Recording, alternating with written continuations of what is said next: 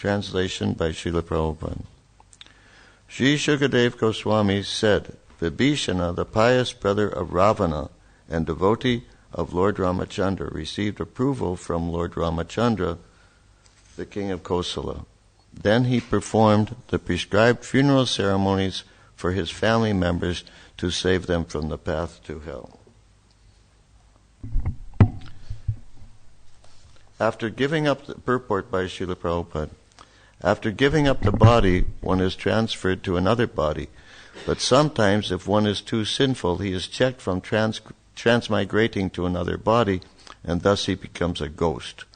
To save a diseased person from ghostly life, the funeral ceremony or Shraddha ceremony, as prescribed in authorized Shastra, must be performed.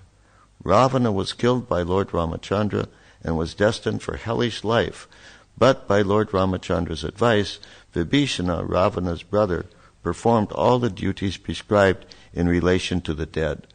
Thus, Lord Ramachandra was kind to Ravana even after Ravana's death. Verse again. Shishuku vacha swanan vibhishanas chakre kosalendranu pitrimedha vidhanena yaruktan samparayakam. Sri Shukadev Goswami said, Vibhishana, the pious brother of Ravana and devotee of Lord Ramachandra, received approval from Lord Ramachandra, the king of Kosala. Then he performed the prescribed funeral ceremonies for his family members to save them from the path to hell. Okay, so this verse and purport are about what Prabhupada calls here in the purport the Shraddha ceremony or funeral ceremony. This is a good example of why it's important to know what all these funny little marks on the Sanskrit words mean. Because there's another word that's spelled exactly the same way that means something completely different.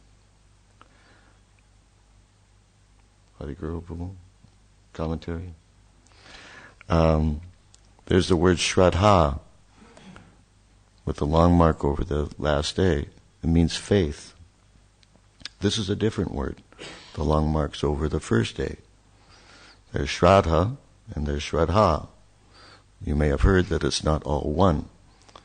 So, like, for instance, every year at Janmashtami, devotees are talking about Vasudeva.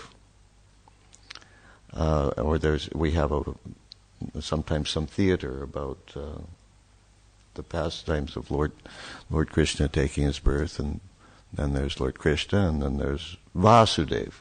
But it's not Vasudeva, it's Vasudeva. They're completely different. There's Vasudeva, and there's Vasudeva, the son of Vasudeva. So in one sense, these things aren't so important, but they are important because they mean different things. When you have the how do you say, the long sound at a different place, it means something completely different. One time some Indian gentleman went to Sri Srila Prabhupada, and they were complaining that your disciples don't recite the Sanskrit properly. Prabhupada laughed. He said, yes, I know. And then he said, just like in this song, Vande Guru Shri Charanarvindam, the word in the song is Guru, which means guru. But there's another word, Goru, which means cow. Just switching the two vowels. Instead of Guru, it's Goru, it becomes Guru. So Prabhupada was saying like that, so he laughed. He said, so sometimes my disciples are calling me a cow, but I understand. So in one sense it's not so important, but on the other hand, it is important. And regarding the Shraddha ceremony, I don't want to, how do you say, completely I don't want you to lose your faith in the speaker this morning, but I don't know very much about the Shraddha ceremony. Probably most of you know a lot more about it than I do, especially those from Indian backgrounds. I also am not a big authority on the Ramayana, but the question is, why would Lord Ramachandra tell him to perform the Shraddha ceremony? Because seems like all we need to do is chant Hare Krishna, so why is he telling him that? Anybody have an answer? All you scholars? Yes, sir. Huh? What's that? Okay, but still, the point is to focus on transcendental activities. Why perform the Shraddha ceremony?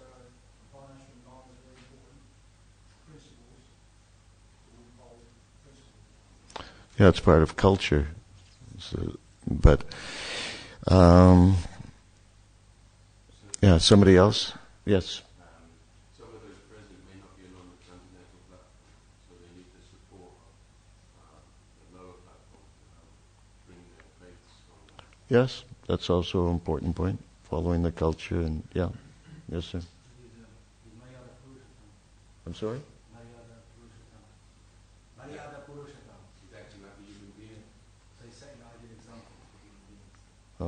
Yes. Yeah, Lord Ramachandra in particular, when he appeared on this planet, he was specifically acting in a way that would be, somewhat ordinary. I mean, sometimes ordinary, not always. Like, for instance, he was famous for just having one wife, whereas Lord Krishna breaks all the rules. He had lots of wives, plus a whole bunch of girlfriends, and sometimes people criticize, Prabhupada said that sometimes people criticize that, they criticize Lord Krishna, they don't want to worship Lord Krishna because they say he was very lusty. So Prabhupada said, even if he was lusty, Prabhupada said, even if he is lusty, he's the most lusty. But because of that, sometimes people think it's immoral or something. Of course, how can God be immoral? He can do whatever he wants.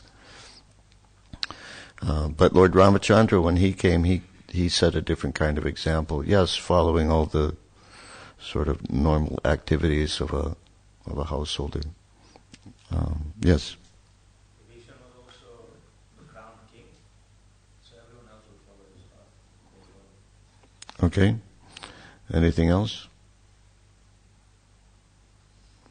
Yeah, so in one sense, such things are not important.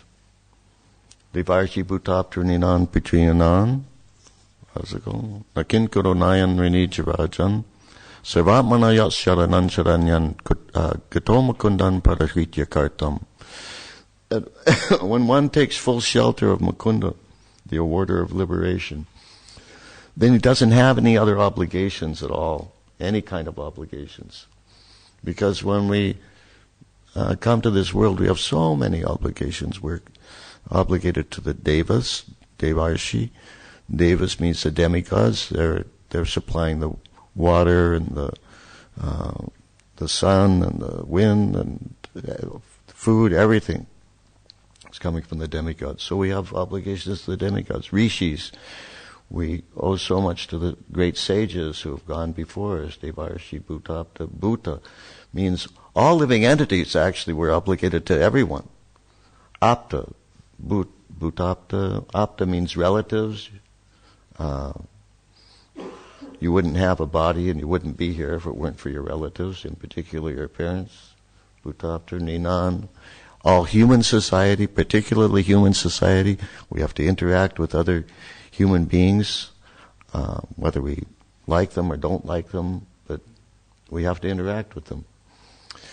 Pitrinam, the forefathers, we're obliged to all the forefathers. Bhutapta Ninan, Pitrinan, Bhutapta Ninan, Bhutapta, Devarshi Bhutapta Ninan Pitrinan, na kinkaro nayan ridich rajan sarvatmana ya sharanan sharanyam. When one takes shelter of all other shelters, gato mukundam padaritya kartum, who is Mukunda, the giver of liberation, then he has no more obligations to anybody. However, it's also stated in other places that if one doesn't take complete shelter of Mukunda, but abandons these responsibilities, then he's going to get a reaction. So, and Srila Prabhupada also, for the sake of, social convention, following the cultures, Srila Prabhupada sometimes did such things. Often he didn't, but sometimes he did. And after all, Srila Prabhupada is our founder Acharya, so we should put great importance on what Srila Prabhupada said and also the examples that he set. These days, we've observed sometimes that devotees aren't so concerned about what Prabhupada said or did. They're mainly concerned about what their own initiating guru says or does, whether or not that's consistent with what Prabhupada said or did. Or they're interested in something else about Indian culture, or what the Gaudiya Math does, or what this scripture says or that scripture says, but without considering, what did Prabhupada say? What did Prabhupada do? So he's our founder Acharya, so that has to be given great importance.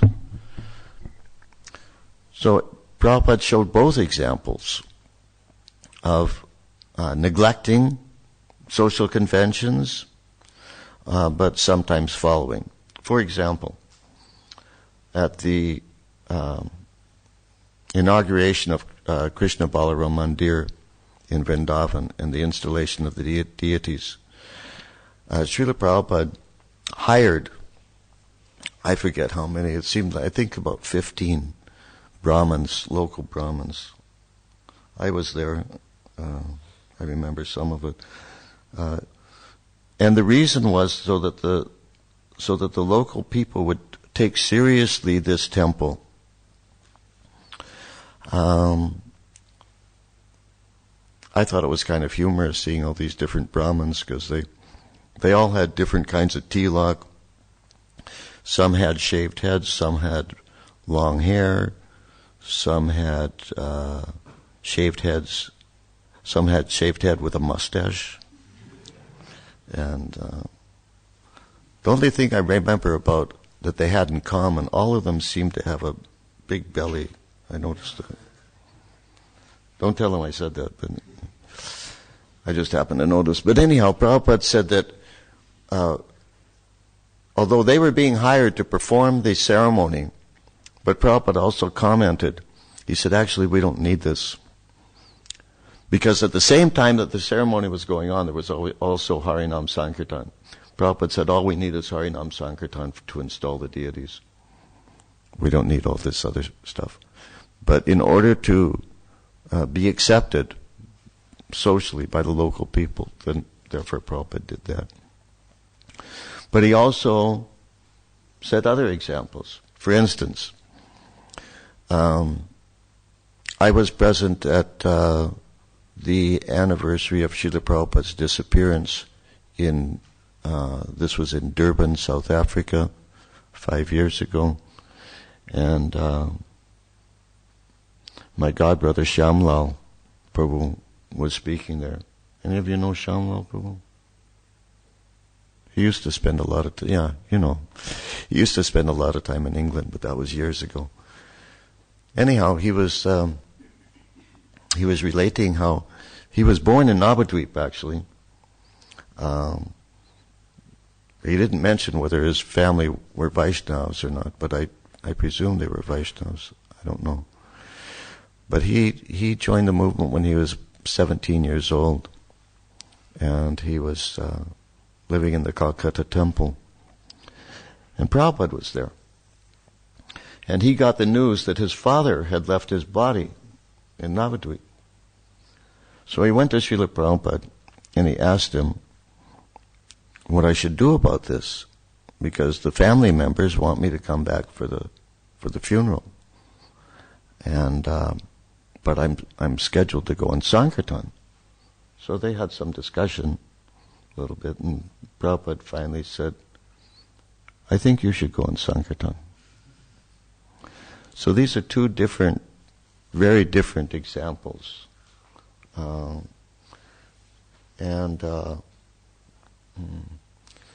We have to know when one example should be applied and when another example should be applied. Another thing is that what is appropriate for one person or one particular type of circumstance may not be appropriate for another person or another time and circumstance. Like, for instance, here, Lord Ramachandra is telling Vibhishana to perform the Shraddha ceremony, the funeral ceremony.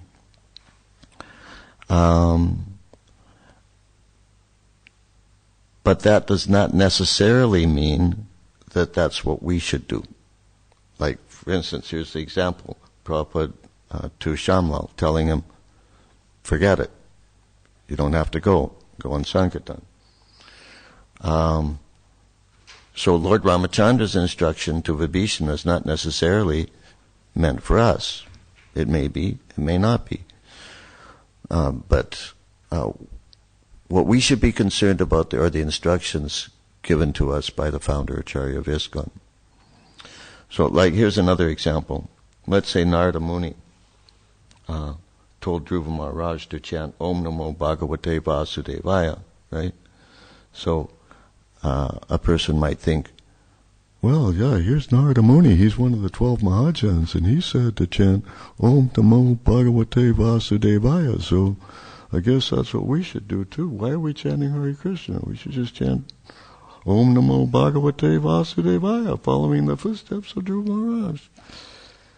Yeah, well, the reason we don't do that is because that's not the instruction that we were given. Of course, actually, for those who come to Bhagavatam class, we do chant Om Namo Bhagavate Vasudevaya every morning 3 times. So, but for the main mantra that we're chanting is given to us by Srila Prabhupada, coming from Lord Chaitanya. Lord Chaitanya came to spread the chanting of Hare Krishna in this age, and so we followed that. That's why. So it's different instructions for different individuals, different circumstances, different situations. Let's see, what else?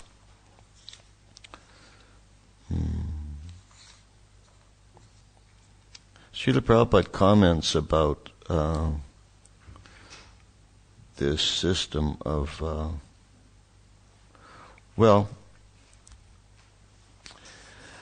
my observation is that Srila Prabhupada used this expression, Shraddha ceremony, to mean, sometimes like here, he used it to mean the funeral ceremony, right after the person leaves the body. But other places he seems to use it to mean offering pinda, or offering food to the ancestors, well, after it's been offered to the Lord. Prasadam, offering prasadam to the ancestors. So he seems to use the word Shraddha in these 2 ways. And he comments about this in a purport in the Bhagavad Gita. There's a verse in chapter 1, Sankaro Nadakayaiva Kulagnanan Kulasyacha Patanti Pitarohyeshan Lupta Pindodaka Kriyaha. Here we have this word pinda, or offerings of food. Translation: an increase of unwanted population certainly causes hellish life, both for the family and for those who destroy the family traditions. The ancestors of such corrupt families fall down because the performances for offering them food and water are entirely stopped.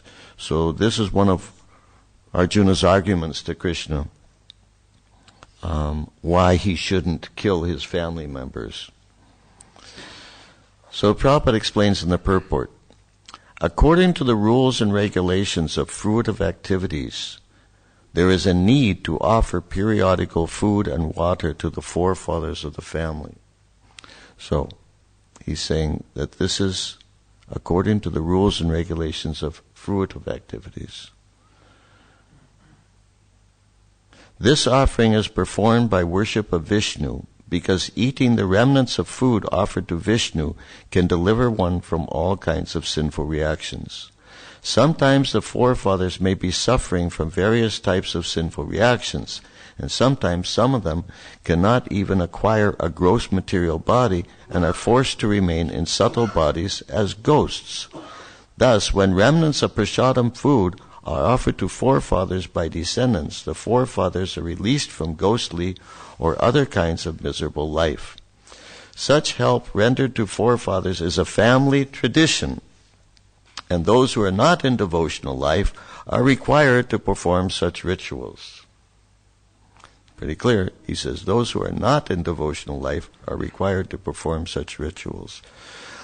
I mean, I never heard of Prabhupada telling any of his disciples that they have to do this.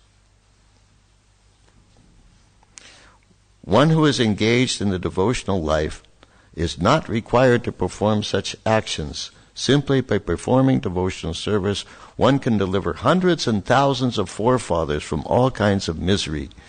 It is stated in the Bhagavatam, 11.541, Devarshi bhutaptar ninam patrinan nakinkaro nayan rinicharajan sarvatmanayat shalanan shalanyan katomukundan parahritya kartam. That's the verse I quoted earlier.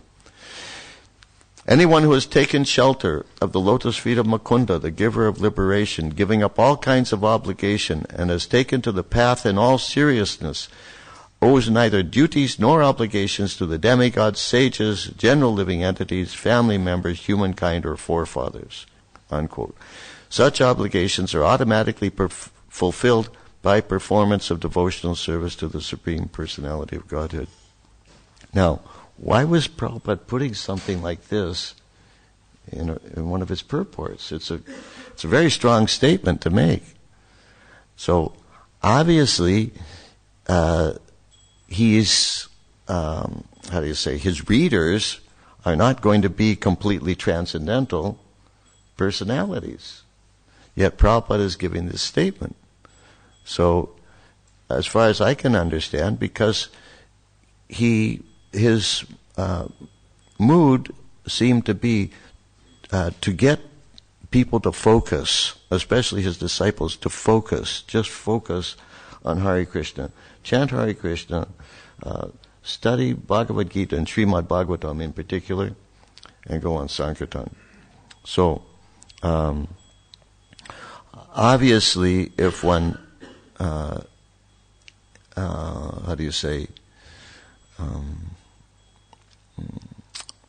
like this kind of a statement can be taken in, you could say in a fanatical way, misunderstood that way. But on the other hand, it is meant for us to understand that the real thing that we have to do is take shelter of Krishna, and then we don't have to worry about all these different, social conventions. On the other hand, sometimes we see examples in the Bhagavatam, and even occasionally from Prabhupada's own activities, where social conventions are paid attention to. Even Lord Chaitanya went to Gaya, and he offered Pinda to his father. Okay, any questions?